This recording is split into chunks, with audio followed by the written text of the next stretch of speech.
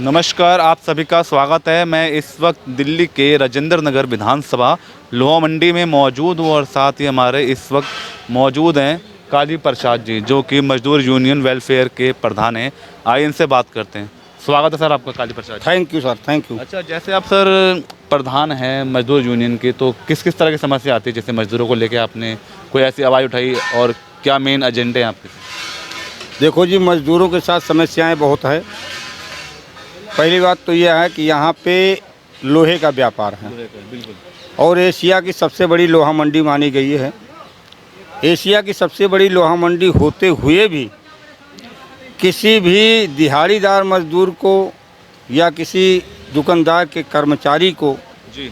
किसी भी सरकार से कोई फैसिलिटी, कोई सुविधाएं आज तक इनको नहीं दी गई। यानी यहाँ तक कि हमारे किसी भी मजदूर को लोहे द्वारा चोट लग जाने के बाद में हमें इन्हीं व्यापारी के शरण में जाकर के गिड़गिड़ाना पड़ता है कि हमारे इस मजदूर की दवाई करा दिया जाए। समस्या ये है कि फैसिलिटी और ग्रेड की अगर हम बात करें तो यहाँ ना कोई टाइम टेबल है। साल में एक छुट्टी होती है जो दिवाली के दूसरे दिन विश्वकर्मा पूजा के नाम से प्रसिद्ध है। उस दिन लेबर काम नहीं करती है। उसके बाद में यहाँ 24 घंटे का काम है। हमारे मजदूर इतने मजबूर हैं कि अगर इनको रात को 2 बजे लोंडी बॉर्डर या सिंधु बॉर्डर या मुंडका या कहीं भी भेजना हो तो इनको मजबूरी में जाना है। नहीं भैया, अपना सुबह बोरिया बिस्तर बांध लेना और दुकान से निकल जाना। ये यहाँ की परिस्थिति है। तो इसके लिए आपने क्या मतलब इनके लिए कोई कदम उठाया सर, मजदूरों के लिए जो इतनी आप समस्या आप बता रहे हैं सर? मैंने कई बार इसकी आवाज़ें उठाई। हमने कहा कि जो दुकान के कर्मचारी हैं उनके लिए आप 3 ग्रेड हमें दे दो। एक तो व्यापारी द्वारा पूछ करके ये खुद अपना टाइम टेबल बताएं कि हम इतने बजे दुकान को खोलेंगे और इतने बजे दुकान को हम बंद करेंगे। उसके बाद में अगर आप वर्किंग करवाते हैं, मज़दूर से काम करवाते हैं, तो आप ओवर टाइम दीजिए। अगर रात को आप 11 बजे 12 बजे कहीं बाहर भेजते हैं तो किराया दें, रोटी का पैसा दें, प्लस ओवर टाइम दें। तो सरकार से आप गुहार लगाते हैं लगातार इन चीज़ों को लेकर सर? लगाते रहे, कहीं से सुनवाई नहीं हुई। सुनवाई नहीं होती सर? कोई सुनवाई नहीं हुई। दूसरा, मैंने एक चीज़ ये कहा था कि ESI कार्ड बन जाए इन मज़दूरों का, तो जो चोट चपेट लगती है, जो हम इनके रहमो करम पर हो जाते हैं, जो हम इनको भगवान समझ करके कभी कभी जाते हैं कि आप मेरी सहायता करना, लेकिन ये ठोकर मार के भगा देते हैं, तो उससे हम निजात पा जाते हो और ESI होने पर हम कम से कम ESI में जा कर के उस मज़दूर का इलाज करवा सकते हैं। तीसरी बात थी PF की। ओके। PF सभी जानते हैं कि एक बुढ़ापे का सहारा होता है। जब कभी हम रिटायरमेंट होते हैं तो सरकारी ग्रेड के हिसाब से तो काफ़ी पैसे लोगों को मिलता है।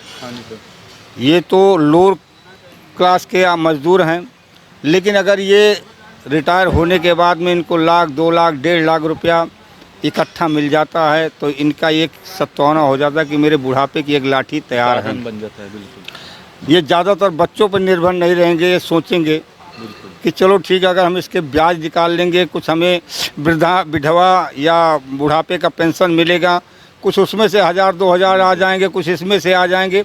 अगर बच्चे उनको अपेक्षित देखते हैं तब भी वो बेचारे बुढ़िया बूढ़े अपना काल तक काम चला ले जाएंगे। यहाँ के जो विधायक हैं सर दुर्गेश पाठक जी, क्या उनका सपोर्ट मिलता है इन चीज़ों को लेकर सर? बिल्कुल मिलता है जी।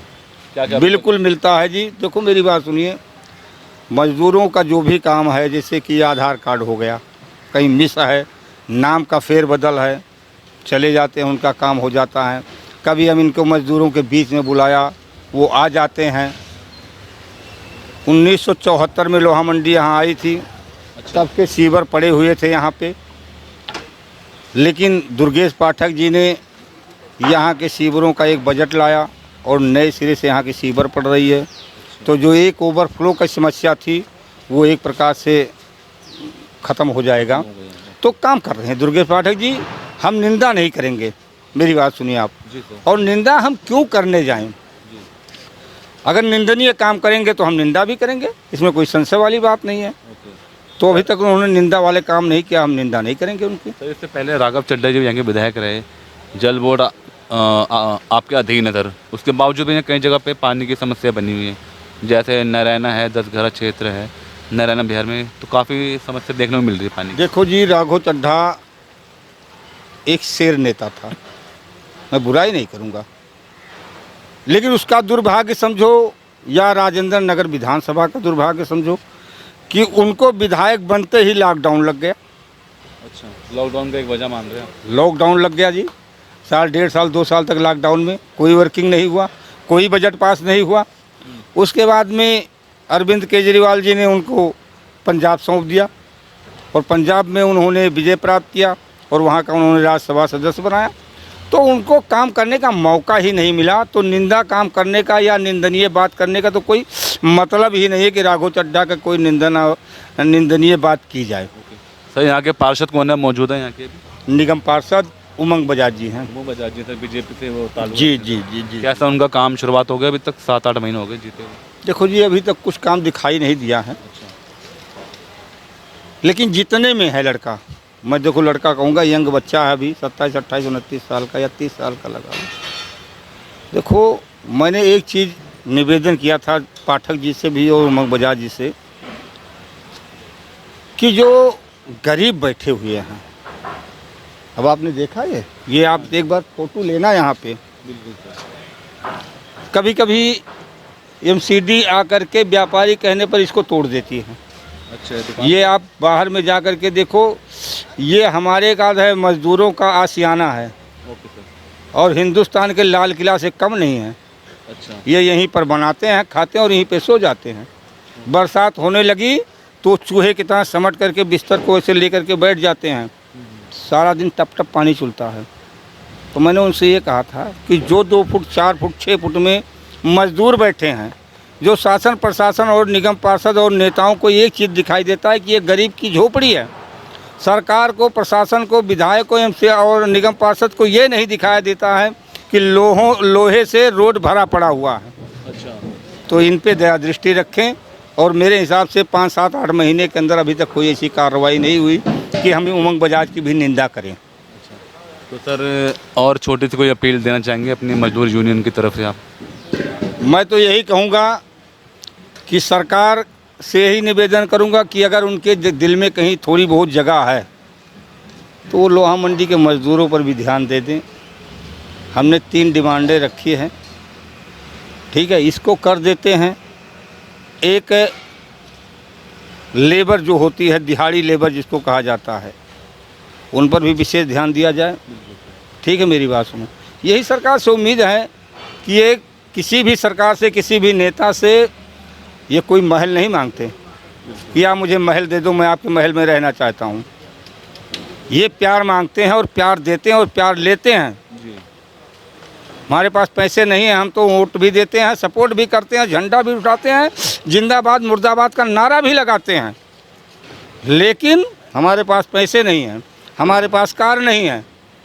तो पूजा उन्हीं की होती है जिसके पास पैसा होता है, जिसके पास कार होती है, चाहे उसका बैकग्राउंड कुछ हो या ना हो, उसके पास में एक वोटर सपोर्टर हो या ना हो, लेकिन पूजा उसी का पैसे वालों की, उसी कोठी वालों की होगी, किसी मजदूर की नहीं होती है। तो मैं ये चाहता हूँ कि कोई भी नेता ये ध्यान दे, बैकग्राउंड पे लेकर के ध्यान दे कि बैकग्राउंड के अंदर कौन मजबूत है और किसको कितनी अहमियत देनी चाहिए। ये थोड़ी बहुत मिस चल रहा है हमारे विधानसभा के अंदर, वो भी हम बैठ करके सलटा लेंगे, ऐसी कोई बात नहीं है।